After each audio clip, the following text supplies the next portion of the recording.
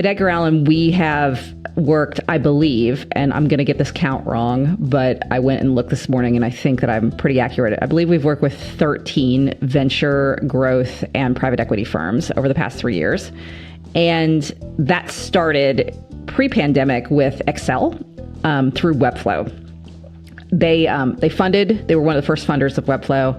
And through our relationship with Webflow, Accel decided, hey, so if we're going to fund this really great no-code, low-code tool, we might as well have a website built on it. So they contacted us and to do this brand to build experience. It was a really cool experience. It was the very first time we'd ever worked with a VC, and they were amazing people. Lots of strong personalities, lots of vision, lots of opinions in the room. We went to San Francisco and presented to them a few times, went and did in-person workshops when we were still kind of doing that thing, and ended up with this great brand about, that they're this first partner to exceptional teams everywhere. They have this sort of like lunchbox VC kind of feel. We created this website, which I'll show you in a minute. But it was just kind of our immersion into the VC world. And it's a kind of a small world. Well, for one, we still work with them at 3-4 years later, which is amazing. We still do projects for them. I think we've got them just about every month doing something new to update their website, to work on a new initiative. It's fantastic, but it's kind of a small world. So we kept getting a bunch of referrals to other VCs. Like we would get a call, gosh, we saw what you did with Accel. We heard you work with Accel and you were a great partner. They love you over there. Can you help us? Can you help us? We fund startups. We fund we're growth equity. We fund companies that are sort of already in flight. We're private equity. We fund search entrepreneurs, various different kinds of VC. And so we kind of started building a category. Why would venture capital and growth equity and private equity companies suddenly need to go to market or to market themselves? Well, a few years ago, the investment market was such that there was just so much money to spread around. Investment firms were basically kind of throwing it at companies. I mean, that's an exaggeration. But if you were a person building a product, you had honestly lots of choice, and it was relatively easy to get somebody's attention, at least to start talking to you, and possibly relatively easy to get funded. There was lots of competition for companies, but world economics have changed quite a bit since then. There's less money to go around, and now VCs and other investment firm types have to be more selective in who they work with. So if you're a company, you're not having 5 or 6 people come to you, even if your product is maybe like not great. You as a company have to be really amazing. You have to have great potential. You have to have reinvented the wheel, essentially, to get someone's attention. And on the other side, investment firms need to be really selective about who they work with. So firms and companies both have to make harder and riskier decisions today. Both are asking, like, is this a good fit? If you're an investor, you're asking, will this company perform? Can we really help them? Is this a good bet for us to take on because we're going to be able to make an impact?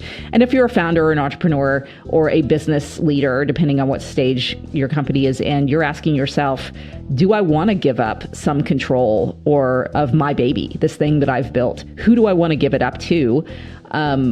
Those relationships are really a big deal and can be pivotal and can make your life in your business really amazing, or it can make it hellish, essentially. And we've heard stories on both sides of the coin. So both of them are out there, both sides of the table are out there searching. They're trying to work with the right type of people. And so that's where we come in. What we know as brand folks is, what's a brand? It's not just colors. It's not just a logo. You can listen to my other talk on that. It's a relationship that you build with the right people. And so we kind of think, I don't know, before I started working on these kinds of projects, I kind of thought about investors as sort of like bags of money in suits, like that's all they are.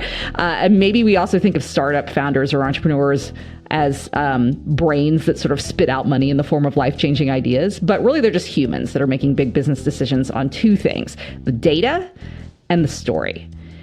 And the data is its track record. It's how a company or an investment firm performs, what their return on investment is, the deeper details of the process, their thesis, the way they see the world, the way they work with you. And, what are their wins and what are their losses? That's the data. But the story is how you encounter and access the data, typically. And that goes back to what we believe at Edgar Allen about story, that it's the most fundamental way in which humans come to know the world and we come to know each other. And a lot of times you can't have access to that data until you access the story. So why do VCs and other investment firms who are selective? They're not just marketing to anybody. They can have their pick of companies to work with. By and large, we've learned they're not super duper interested in SEO or raking a whole bunch of people out there in the world toward them. Why do they need brand? Because they have to scale their story. And that's what we do. We take that internal story, that DNA level story, that, as we talk about, that club that they're building around themselves. What do they believe? What do they do in the world? Who would be the right fit to work with them? And we amplify it, codify it, put it together into a system of words and images and narrative and experience and clicks and various other things that make sense and that are cohesive and that project a specific image. And then we help them get it out into the world. And so that's what we do with VCs for the most part.